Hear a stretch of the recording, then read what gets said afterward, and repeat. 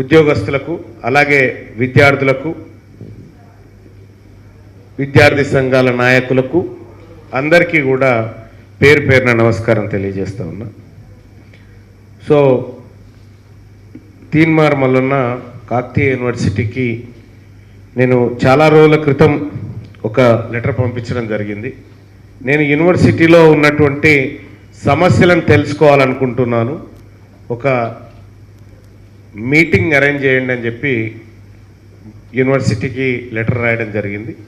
అప్పుడు స్థానిక సంస్థల ఎన్నికలు వచ్చి కొంత వాయిదా పడినటువంటి మాట వాస్తవం. ఆ తర్వాత ఈ 13 తారీఖున ఈ కార్యక్రమాన్ని నిర్వహించాలని చెప్పి యూనివర్సిటీ నుంచి కూడా నాకు సమాచారం ఇచ్చి మీరు 13 తారీఖు రోజు రండి అంటే ఈరోజు రావడం జరిగింది. అయితే కాకతీయ యూనివర్సిటీ కంటే ముందు నేను పాలమూరు యూనివర్సిటీకి పోయినా, ఆ తర్వాత మహాత్మా గాంధీ యూనివర్సిటీకి పోయినా. మహాత్మా గాంధీ యూనివర్సిటీలో కూడా సేమ్ ఇలాగే కార్యక్రమం నిర్వహించినాం. సో ఇవాళ కాకతీయ యూనివర్సిటీకి వచ్చినాం. సో అక్కడికి ఇక్కడికి సమస్యల్లో ఎక్కడ తేడా కనిపించలేదు. సేమ్ ఆ సమస్యలే ఇక్కడ మ్యాక్సిమం కనిపించినాయి. కాకపోతే అక్కడ సమస్యలు కనిపించినాయి, పరిష్కార మార్గాలు అయోమయంలో ఉండే. ఇక్కడ సమస్యలతో పాటు పరిష్కార మార్గాలకు కూడా దారి కనిపించింది కొద్దిగా. ఎందుకంటే మీలాంటి వాళ్ళు మాట్లాడినటువంటి దానికి ఎవరైనా మన దగ్గరకు వస్తే సమస్యతో వస్తూ ఉంటారు, కానీ సొల్యూషన్తో వచ్చేటువంటి వాళ్ళు చాలా తక్కువ మంది ఉంటారు. కాకతీయ యూనివర్సిటీలో సొల్యూషన్తో వచ్చినటువంటి అధ్యాపక బృందము వాళ్ళందరూ కనిపించినది. ఇది ఒక సంతోషదాయకమైనటువంటి విషయం. ఇందులో చాలా సమస్యలు పరిష్కారానికి అర్హమైనవి కదా, అన్నీ పరిష్కరించుకోవడానికి చాలా ఈజీగా ఉన్నటువంటి సమస్యలు అయితే కొన్ని కనిపించినాయి నాకు. ఈ కొన్ని సమస్యల పరిష్కారం కోసం నేను ఎలాంటి ఎఫర్ట్ పెట్టబోతున్నా అనేది మీరు చూస్తారు త్వరలో. నేను కొంతలో కొంతైనా నన్ను గెలిపించినందుకు, నాకు అవకాశం ఇచ్చినందుకు, ప్రజాప్రతినిధిగా అవకాశం ఇచ్చినటువంటి మీ అందరికీ నేను కొంతలో కొంతైనా వర్క్ చేయగలగాలి. అప్పుడే నాకు ఇచ్చినటువంటి అవకాశానికి నాకు సార్థకత జరుగుతుంది అనేది నా అభిప్రాయం. సో ఇక్కడ చాలామంది విద్యార్థులు మాట్లాడినారు. ఇక్కడ విద్యార్థులు చాలా సమస్యలు చెప్పినారు. కాకతీయ యూనివర్సిటీ కామన్ మెస్ అవినీతి, మెస్ కమిటీ రిపోర్ట్లు 15 రోజుల్లో రిపోర్ట్ అన్నది ఇప్పటి వరకు ఇవ్వలేదనేటువంటి మాట చెప్పినారు. అలాగే నీటి సమస్యల గురించి మాట్లాడుకున్నారు. ఇక్కడికి వచ్చేటువంటి నాయకులు మీడియా ఛానళ్లలో ప్రచారం కోసం కూడా వస్తే ఇక్కడికి రావద్దు అని చెప్పినారు. తీన్మార్ మల్లన్న 27 ఏళ్ళు మీడియాలో పనిచేసి ఇక్కడికి వచ్చాను. తీన్మార్ మల్లన్న 27 సంవత్సరాలు. నేను మొట్టమొదటిగా 1999లో నేను వార్తలు రాయడం ప్రారంభించిన. 99లో అప్పటి నుంచి రాస్తున్నా. తీన్మార్ మల్లన్నకి మీడియా కొత్త కాదు ఫస్ట్ ఆఫ్ ఆల్. రెండోది, తీన్మార్ మల్లన్న పేరు కోసమో, తీన్మార్ మల్లన్న అక్షరాల కోసమో తిరిగేటువంటి వ్యక్తి కాదు ఫస్ట్ ఆఫ్ ఆల్. ఎందుకంటే ఇప్పటి వరకు ఇక్కడ పార్ట్ టైం లెక్చరర్లు 2 చనిపోయారంటే నేను 3వ కంటికి తెలవకుండా పంపించిన. ఇవాళ చెప్పిండు ఆయన శేషు అన్న, ఎవరికి చెప్పొద్దని చెప్పిన. ఒకవేళ నేనే ప్రచారం చేసుకోవాలనుకుంటే అటువంటి రోజు కూడా చేసుకోగలుగుతా. ఇక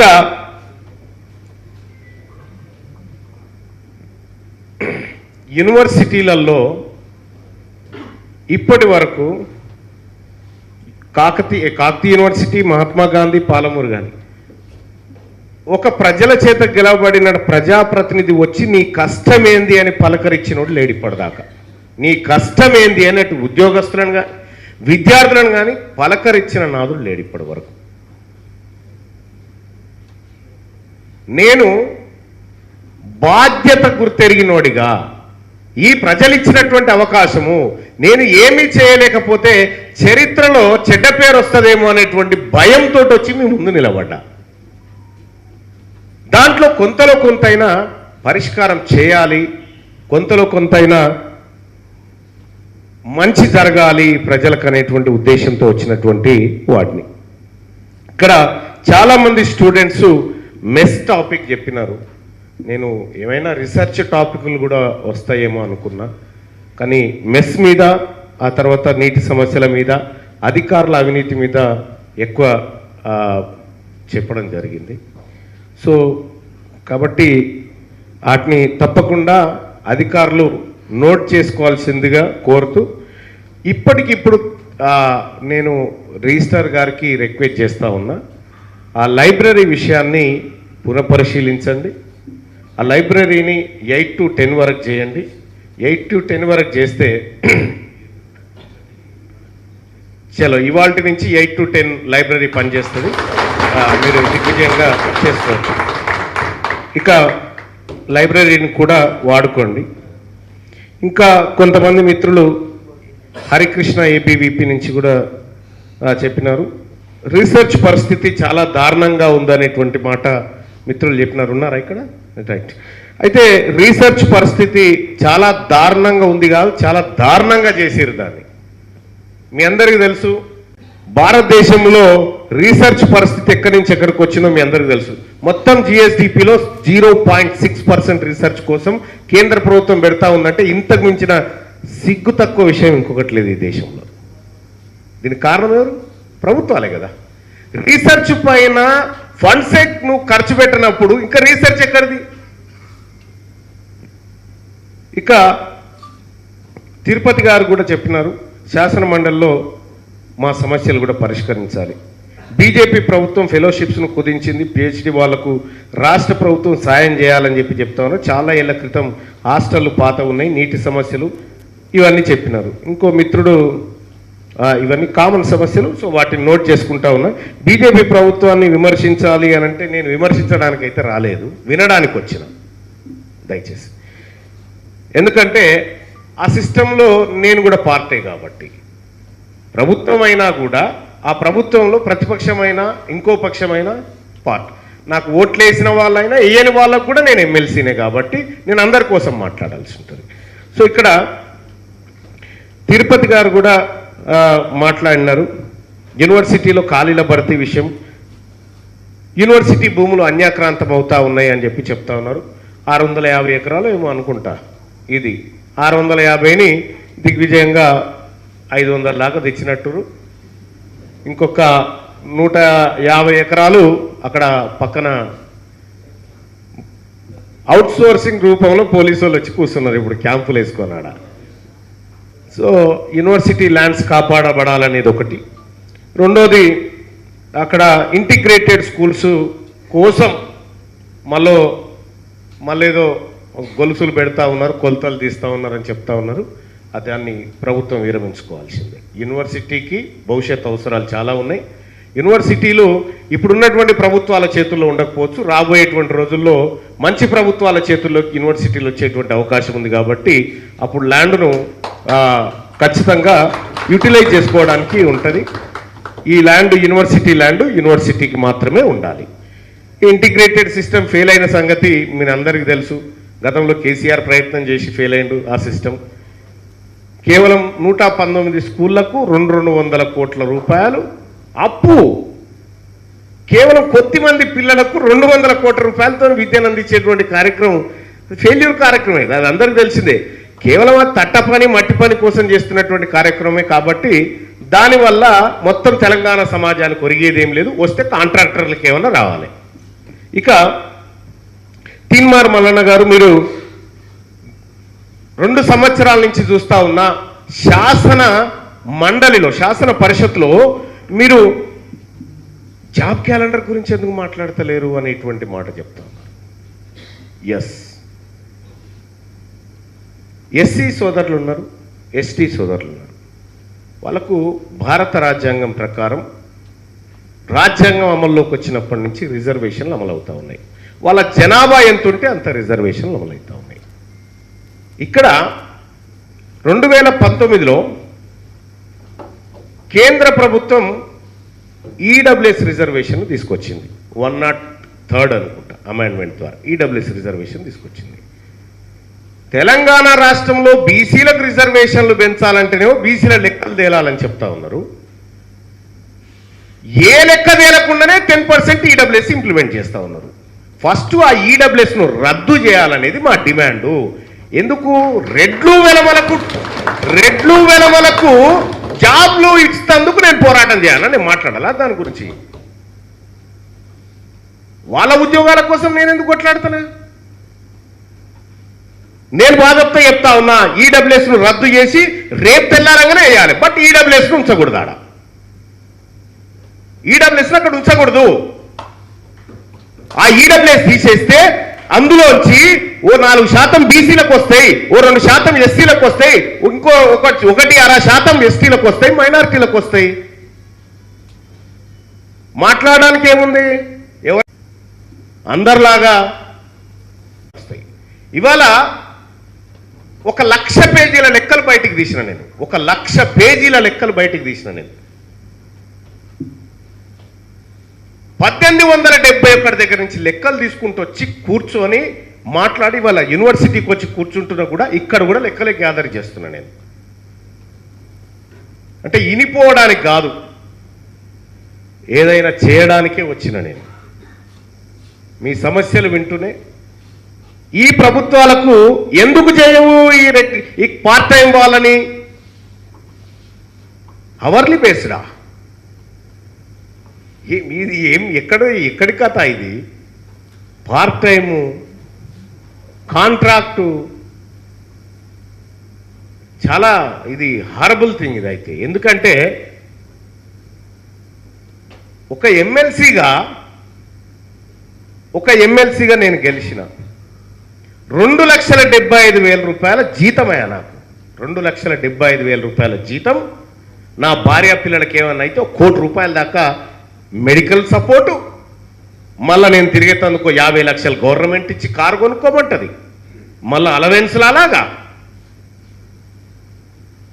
నేను నెల రోజులు ఎమ్మెల్సీగా ఉన్నా జీవితాంతం పెన్షన్, ఆర్టీసీ బస్సు ఎక్కితే ఎక్కడన్నా ఫ్రీ, మళ్ళీ రైలు ప్రయాణాలు. ఒక ఎమ్మెల్సీకి, ఒక ప్రజాప్రతినిధికి ఏం దక్కుతా ఉంది? జీవితాంతం ఈ వ్యవస్థ కోసం విద్యార్థులను తయారు చేస్తున్నటువంటి అధ్యాపకులకు, కాంట్రాక్ట్ లెక్చరర్లకు, పార్ట్ టైం వాళ్ళకి వాళ్ళ జీవితానికి ఏం దక్కుతా ఉన్నదో సిగ్గుపడాలి కదా మాలాంటోళ్ళు. వాళ్ళని చూసిన తర్వాత సిగ్గుపడాలి కదా మాలాంటోళ్ళు. నేను పదే చెప్తా ఉన్నా కదా, మాకు కాదురా ఉండాల్సిన జీతాలు, మాకు కాదురా ఉండాల్సిన పెన్షన్లు వీళ్ళకు ఉండాలని చెప్తా ఉన్నా. ఇది రద్దు చేయాలని చెప్తా ఉన్నా. మేము చెప్పినాం కదా, ఎన్నికల్లోకి వచ్చినప్పుడు ప్రజల కోసం ప్రాణాలు ఇస్తామని చెప్పినాం. ప్రాణాలు ఇచ్చేటోనికి ఎందుకయ్యా జీతాలు? అందుకోసమే యూనివర్సిటీలో చాలామంది మిత్రులు చాలా అంశాలు నా ముందుకు తీసుకొచ్చినారు. నేను ఇందులో రిజిస్ట్రార్ గారు కూడా చాలా రాసుకున్నారు. ఆ బస్సు కానీ, ఈ లైబ్రరీ కానీ, నీటి వసతి కానీ, ఇవిన్ని మీరు ఇమ్మీడియట్గా చేయొచ్చా? వాటిని ఇమ్మీడియట్గా మీరు కంప్లీట్ చేసి కనీస సౌకర్యాలు కల్పించండి. ఇక కాంట్రాక్టు తర్వాత అవుట్సోర్సింగ్ వాళ్ళకి సంబంధించినటువంటి వాళ్ళు కానీ, లేదంటే పార్ట్ టైం లెక్చరర్స్ కానీ, వాళ్ళందరికీ నేను ఈ వేదిక నుంచి హామీ ఇస్తా ఉన్నా, రాబోయేటువంటి శాసన పరిషత్ సమావేశాల్లో మీ అంశాన్ని సభ ముందు ఎజెండాగా తీసుకొస్తా అనేటువంటి విషయాన్ని తెలియజేస్తాను. ఇక విద్యార్థులకు సంబంధించినటువంటి విషయాలు కూడా చాలా ఉన్నాయి. గర్ల్స్ హాస్టల్లో దయనీయంగా ఉంది, పెచ్చులు వేసి పడతా ఉన్నాయి. ఏది ఎంజిఎం హాస్పిటల్లో ఎట్లయితే ఒకటే బెడ్ మీద 3-4 ఉంటారో ఈడ గదే పరిస్థితి ఉందని చెప్తా ఉన్నారు. ఎస్, నాకు తెలుసు. ఎందుకంటే మా ఆవిడ కూడా ఇక్కడ ఈ గర్ల్స్ హాస్టల్లోనే ఉండేది. ఇక్కడే తను బీపీడీ చేసింది. నేను కూడా ఇక్కడే బీపీడీ చేసిన, ఇదే క్యాంపస్లో. నేను కాకతీయ యూనివర్సిటీ స్టూడెంట్ని. అయితే విషయం ఏంటంటే అప్పటికంటే ఇంకా పరిస్థితి దిగజారిపోయిన ఆందోళన పరిస్థితి అయితే కనిపిస్తూ ఉంది యూనివర్సిటీ. సో ఈ యూనివర్సిటీని, ఈ రాష్ట్రంలో ఉన్నటువంటి 12 యూనివర్సిటీలు కనుక ఇవి ఎప్పుడైతే మంచి క్వాలిటీతో వ్యవస్థలోకి వస్తాయో ఈ రాష్ట్రం ఆటోమేటిక్గా బాగుపడుతుంది. కాబట్టి ఈ ప్రభుత్వాలు చేసినా చేయకపోయినా హెల్త్ అండ్ ఎడ్యుకేషన్ విషయంలో మేము చాలా కన్సర్న్తో ఉన్నాము. ఈ హెల్త్ అండ్ ఎడ్యుకేషన్ సిస్టమ్ను ప్రక్షాళన చేయడం కోసం హెల్త్ అండ్ ఎడ్యుకేషన్ డిపార్ట్మెంట్లను బలోపేతం చేసి ప్రజలకు కార్పొరేట్ లెవెల్లో ఫ్రీ ఎడ్యుకేషన్, ఫ్రీ హెల్త్, మంచి ఆరోగ్యకరమైనటువంటి జీవితాన్ని అందించడం కోసం మేము నిరంతరం ప్రయత్నం చేస్తూ ఆ దిశగా వీళ్ళు చేయలేనప్పుడు ఎలా చేయాలో చేసి చూపెట్టడం కోసం కూడా మేము నేర్చుకుంటున్నాం. ఇంకా చాలామంది సమస్యలుంటే పోలీసులు అరెస్ట్. అసలు పోలీసులకు ఏం పని అండి? నాకు అర్థం కాదు. యూనివర్సిటీలో ఎవరు రమ్మన్నారు? అసలు మీ పరిధిలో ఉండాల్సిన యూనివర్సిటీ పోలీసుల పరిధిలోకి ఎందుకు వెళ్తా ఉంది? అది మీకే సిగ్గుచేట అవుతుంది. అది ఇంకా రెండో విషయం ఏంటంటే, చికెన్ కోసం కొట్టుకున్నారు అని చెప్పి నిజమేనా? కాదా?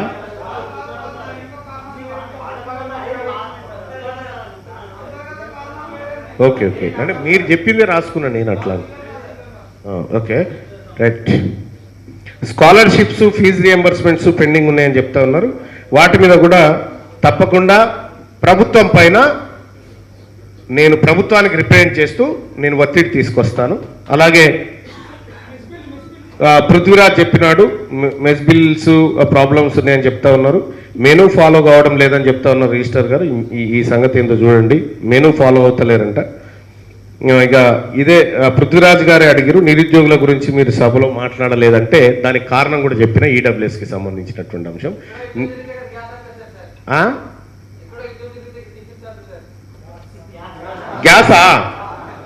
గ్యాస్ కాకతీ యూనివర్సిటీలో కట్టెల కరువు ఉన్నాయా? వంట చేస్తాను చేయాలనుకుంటే కట్టెల కరువు ఉన్నాయా? మొత్తం వరంగల్ కానీ సప్లై చేసేది కట్టెలు ఉన్నాయి ఇక్కడ. సో ఇట్లా మీ అందరి ఇచ్చినటువంటి అన్ని అంశాలను ఎమ్మెల్సీగా, పట్టభద్రుల ఎమ్మెల్సీగా మీరు ఇచ్చినటువంటి అవకాశాన్ని తీసుకున్నటువంటి వ్యక్తిగా, మీకు పని చేయడం కోసం వచ్చినటువంటి వ్యక్తిగా నోట్ చేసుకున్నాను. ఇందులో మ్యాక్సిమం సమస్యల పరిష్కారానికి నా వంతు కృషి చేస్తాను, మీరు చూస్తారు. అది ఇక రెండో విషయం ఏంటంటే, నేను చాలామంది ఈ అధికారం కోసం, పవర్ కోసం, ఒకవేళ తీన్మార్ మల్లన్ననే మీ తిరిగి ఈ సమస్యలు ఈ ప్రజలే అనకపోతే ఈ పాటికి నేను మంత్రిని అయ్యేటోని. అవిటిని వదిలేసి వచ్చి ఈయన నిలబడి సస్తకి ఈ జనం గురించి సస్తే పేరు ఉంటుందని వచ్చి నిలబడ్డా. అంతే, అంతకంటే ఎక్కువేం లేదు. కానీ ఒకటైతే పక్కా, 2029 రాజకీయాలు మీ అందరి ఆశయాలు ఫుల్ఫిల్ కాకుండా ఆ ఎలక్షన్ పూర్తి కాదు. అదైతే బరాబర్, అది చేస్తా నేను, అది చేసి చూపెడతా. కొత్త తరహా పాలిటిక్స్ని ఈ రాష్ట్రంలోకి పరిచయం చేయబోతా ఉన్నాం. ఇక రెండో అంశం, మొన్న జపాన్లో ఒక మంత్రి గారు 5 నిమిషాల ఆలస్యానికి తల వంచి క్షమాపణ చెప్పింది ప్రజలకి. అంటే ప్రజల సమయాన్ని ఎంత ఇంపార్టెంట్ ఇస్తా ఉన్నది ప్రభుత్వం. జపాన్లో ఏం లేదు, ప్రజల సమయంలో ఎక్కడ తేడా రాకుండా కాపాడమే అక్కడ పరిపాలన, అంతేగా. అదే జపాన్లో ఓ నాయకుడు గెలిస్తే వాళ్ళకు తెలిసిన చుట్టాలుంటే పూలు పండ్లు పంపించిండు, అంతే. పూలు పండ్లు పంపిస్తే ప్రతిపక్షాలు విమర్శించినందుకు రాజీనామా చేసిపోయింది ఆయన. సో అట్లా ప్రజలంటే భయపడేటువంటి నాయకుడు కావాలి, ప్రజలంటే భయపడేటువంటి వ్యవస్థ రావాలి. ఆ వ్యవస్థను తీసుకురావడం కోసం మేము ఆలోచన చేస్తా ఉన్నాం. మీ అందరు కూడా యూనివర్సిటీలో ఉన్నటువంటి సమస్యలను ఏకరువు పెట్టిరు. ఈ సమస్యలన్నిటికీ నేను కూడా కారకున్నే, నేను బాధ్యత నుంచి తప్పుకోవట్లేదు, నేను కారకున్నే.